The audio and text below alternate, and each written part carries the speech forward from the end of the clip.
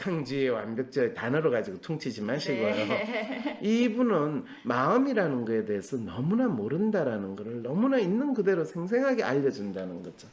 술 진탕 마시기, PC방에서 밤새워 게임하기, 매운 음식 먹기, 여전히 건강했던 몸의 기억과 현실 사이에서 아슬아슬한 줄타기를 한다. 잠깐만요. 술 진탕 마시기, PC방에서 밤새워서 게임하기, 매운 음식 먹기는 일종의 우리가 사람들이 자기 마음으로 자책을 하는 것과 마찬가지로 신체를 자학하는 거. 근데 저도 많이 했거든요. 대학교 가서 처음에. 그럼요. 되게 고삐 풀려서 이제 저렇게. 그렇죠. 고삐 풀면 그러잖아요. 망할수록 저런 거 예. 하는데 마치 강제 노동에 시달리는 사람처럼 고등학교 때까지 살았다라고 생각하는 애들이 자기 몸을 학대하면서 실제로는 자기 마음을 이 자학하는 것이 몸으로 완전히 다 돌려가지고 몸을 괴롭히는 행위가 저런 생활이거든요. 특히 요즘 같은 관액이 애는 자꾸 욕심을 내게 된다. 금방 관해기 해놓고 병증이 호전된 네. 상태, 완화된 기간. 이거 의사분들이 관해라고 하는 단어 쓰죠, 그죠? 네. 실제로 정신과에서요. 관해 상태라고 하면 정신병 징후라고 하는 그 증상을 보이지 않은 환자들. 네. 30년 동안 정신병 약 먹고 조현병 환자로 지냈던 저 친구가 저한테 상민아, 나는 요즘 의사 선생님이 나는 관해 상태래. 증상이 안 나타나고 이제는 치료가 다 되었다는 말이야. 그러니? 그런데 너는 왜 아직도 약은 먹니?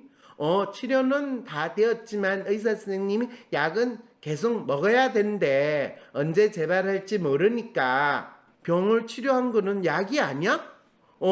내가 병이 치료된 거는 하나님의 은혜로 치료가 됐지. 너는 왜 그런 질문을 하니? 왜냐하면 그 친구한테는 항상 그 정신병 약 안 먹는 게 좋다는 이야기를 내가 30년 동안 했거든. 금방 무너질 때도 있지만 그런 시도들 덕분에 청주와 막걸리는 먹을 수 있다는 귀한 사실을 알게 되었다. 청주와 막걸리는 먹을 수 있대.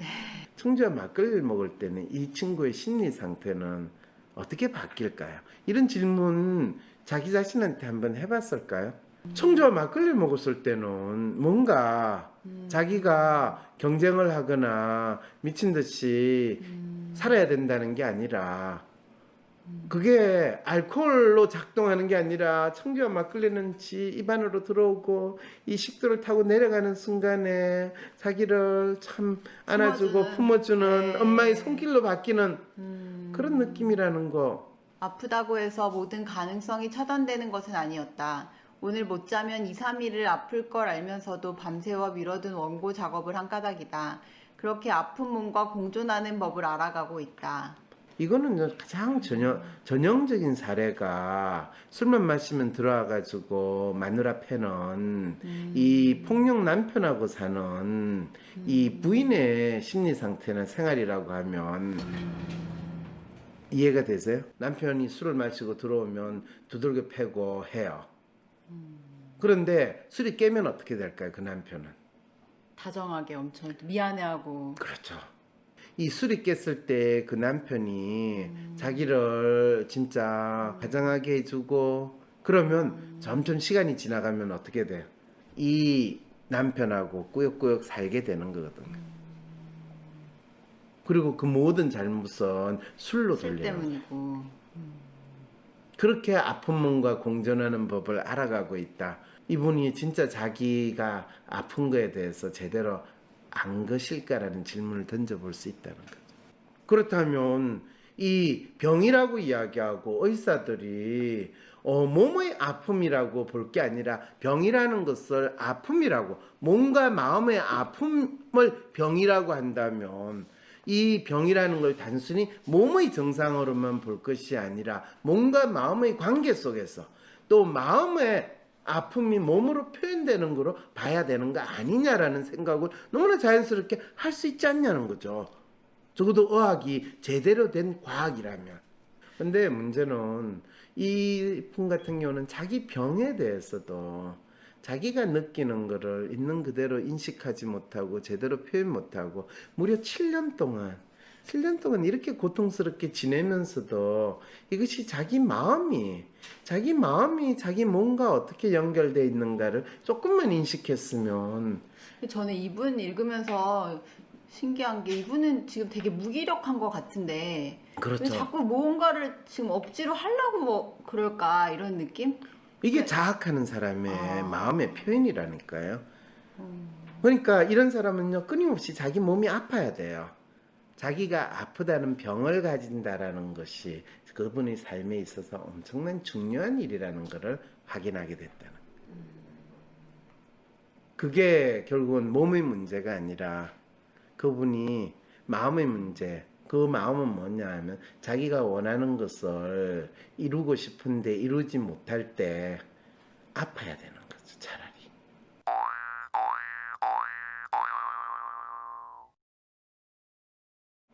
근데 이분은 정확하게 자기가 뭘 원하는지는 모르고 있는 거 아닌가요, 사실? 원하는지 모르고 있을까요?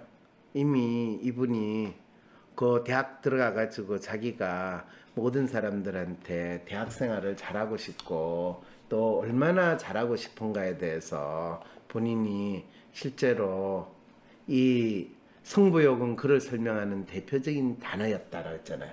그럼 대학 들어가가지고 어떻게 했을까요? 밤샘 작업, 술자리, 캠퍼스 생활 이거를 잘하고 인정받아야 됐겠죠. 그런데 바로 본인이 기대했던 만큼 얘가 모든 사람들한테 청아로 등장할 수 있을까요, 없을까요? 못 하신 거네요. 그렇죠. 네. 못하게 되면 어떨까요? 그거를 본인이 밤샘 작업, 술자리라는 캠퍼스 생활은 건강한 신체로 가능한데 나는 내가 몸이 아파서 이거를 못 따라가, 못해 라고 하는 게 낫지. 내가 능력이 없어서 내가 찌질해서 못해 이러면 어떡할게요? 예기치 않게 찾아오는 복통, 조퇴와 결석, 갑작스런 불참,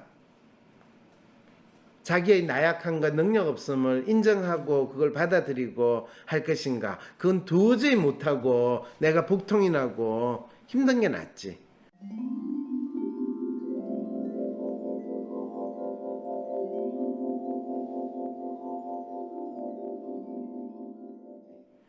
겉으로 보이는 장애가 아니었으므로. 그러니까 네. 의심받기 일쑤였다. 뭔 소리야? 내가 가서 내시경했는데 염증이 있대. 드디어 요기스러운 현상을 만든 거예요. 아, 염증을 스스로 만들어냈다라고 하면 기필코 그렇게까지 만들어낸 거예요. 그럴 때 그게 의식의 수준이 일어났을까요? 우리 프로이드 할아버지처럼 무의식 수준에서 일어날까요? 그리고 히스테리는 정신질환인데 이 장에서 일어나는 염증은 그건 정신질환이 아니고 신체화 정세잖아요 라고 이야기하는데 왜 신체화 정세가 마음과 연결돼 있다라는 이야기를 하지 않으시는가요? 왜? 한국 의사들은 절대로 몸만 보지 그게 마음하고 연결돼 있다 하는 순간 무슨 프로이드 이야기를 하고 있어. 비과학적인 거. 누가 프로이드의 무의식이래요? 그건 의식인데 결코 의식화시킬 수 없는 더 놀라운 의식이에요. 그건 거짓말하는 의식이라고 더 나쁘게 보지만 본인이 새까맣게 잊고 있는 의식이거든요. 근데 통증을 보는 의사 입장에서는 그 사람의 그런 사건이나 그 통증의 순간에 대해서 디테일하게 파악한다는 게 참 힘들고 그게 만성 통증이면 이래 저 몸은 아파요. 만성 통증이 저 병이거든요. 이렇게 생각하는 순간 그 사람의 마음을 볼 이유가 조금도 없는 거죠. 네, 일단 제 마음도 잘 못 보니까 더 그 생각이 어려운 것 든다. 같아요. 아, 내 그 마음을 자책을- 내가 못 보니까 네. 선생님도 지금 자책 모드로 네. 들어가시는 거군요. 이 이야기를 나누면서도 선생님도 자책을 하고 많은 분들은 살면서 자기한테 아픔이 있을 때, 또 몸이 아플 때, 또 자기한테 삶에 있어 문제가 있을 때 항상 자기 마음을 들여다보면서 그 문제의 원인이나 또는 아픔의 나름대로 이유를 찾아보려고 하기보다는 자기 마음을 들여다보는 그 순간부터 자책하고 자학하는 것이 거의 자동적으로 일어나고 또 자기 마음을 들어보는 것이 항상 부담스럽고 힘들고 또 그것이 참 낯선 그런 문화에서 우리가 살다 보면 그냥 눈에 적극적으로 보일 수 있고, 또 사실은 핑계대기 가장 좋은 몸에 핑계를 대는 이런 일들이 자연스럽게 우리한테 일어난다는 거죠. 그래서 그런 측면에서 저는 항상 마음은 참 예민하고 또 사악해요. 간교해요. 자기가 직면에 대한 문제나 또는 삶의 부담이나 아픔, 관계에서의 어려움 이런 거를 본인이 하나하나 잘 파악해가지고 그걸 해결하기보다는 참 착하고 어리석고 둔한 이 몸한테 그거를 어려움을 아픔을 다 돌려버리는 아주 간교한 작용을 한 사악한 작용을 하는 게 마음이 작동하는 룰은 아닐까 이런 생각을 해요. 그래서 마음은 간교하고 몸은 둔하고 마음은 사악하고 몸은 둔한 그 상태에서 가장 많이 일어나는 것이 병이라고 이야기하는 아픔의 증상으로 나타나는 건 아닐까라는 생각이 많이 든다는 거죠. 이 성경책에도 있어요. 이 뱀같이 사악한 인간아라고 이야기하는데 그건 인간이 아니라 뱀같이 사악한 인간의 마음이에요. 그리고 우직하고 단순한 것은 인간의 몸인 거예요.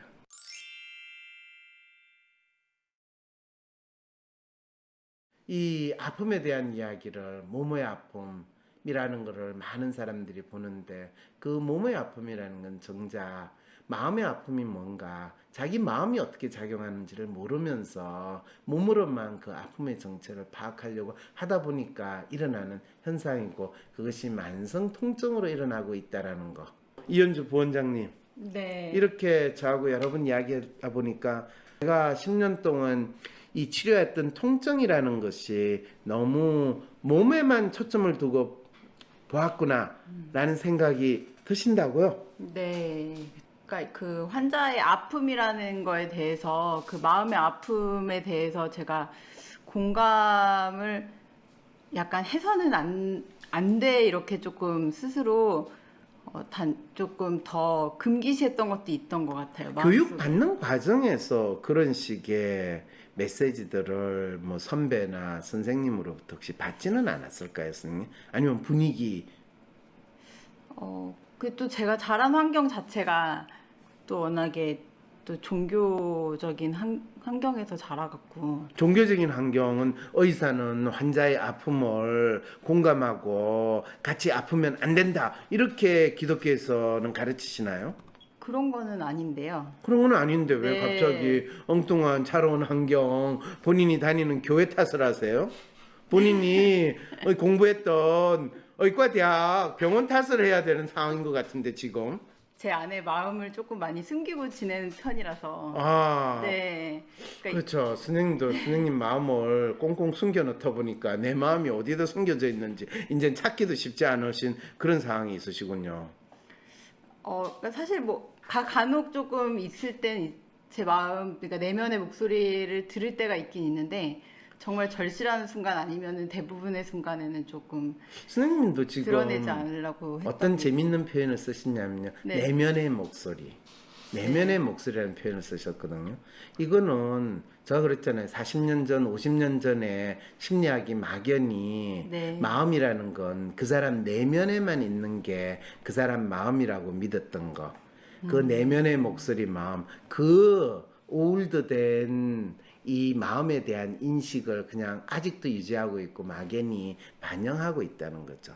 마음이라는 것은 그 내가 생각하는 것뿐만 아니라 내가 바깥으로 행동하고 보이고 내가 살고 있는 장소나 내가 만나는 사람 그 모든 것이 내 마음을 표현하고 있고 사람들이 그 사람의 내면의 목소리에 귀를 기울여 가지고 그 사람 마음을 안 봐도 그 사람이 어떤 행동을 하고 누구를 만나고 또 어떤 환경에서 살고 있는가 그것만 잘 살펴도 그 사람의 마음을 충분히 파악할 수 있다라는 거죠. 자꾸 제가 그런 분리가 자꾸 일어나는 것 같아요. 그러니까 진짜 마음이 있고 약간 가짜 마음이 있고 이렇게 자꾸 그렇죠. 종교적인 시각에서는 조금 그렇죠. 그런 게 있다 보니까 그렇죠, 저도 그렇죠. 모르게 자꾸 제 안에 진짜 제 마음과 밖으로 드러내는 모습에 약간 자꾸 분리가 있다고 스스로 그거는 인식하는 게 선생님이 있는 자연스럽게 익숙하게 네. 받았던 종교적인 문화적 환경의 영향이다라고 이야기를 할 수가 있는 거죠. 네. 선생님이 익숙한 기독교 네. 이 문화적 환경에서는 마음이라는 건 영혼과 같이 그 사람 네. 이 신체 안에 있는 거고 네. 거기에는 진정한 너만의 목소리, 하나님의 영에 따르는 목소리가 있고 맞아요. 때때로는 사탄에 따르는 목소리를 따르는데 어쩌면 지금 이현주 부원장님에게 사탄의 목소리 나오는 거는 이 선생님 안이 아니라 선생님 옆에 있는 저 황모 박사가 지금 어떻게 보면 약간의 사탄이라고 하기는 조금 그렇지만은 그런 엉뚱한 이야기를 하는 게 아닌가. 연주야 조심해 라고 하는 예수님의 목소리가 들리지 않으세요, 선생님? 네, 네. 이럴 수도 있다라는 것 정도를 이야기하는 걸로 오늘 이 통증과 관련된 이야기 마치도록 하겠습니다. 네. 수고하셨습니다. 고맙습니다.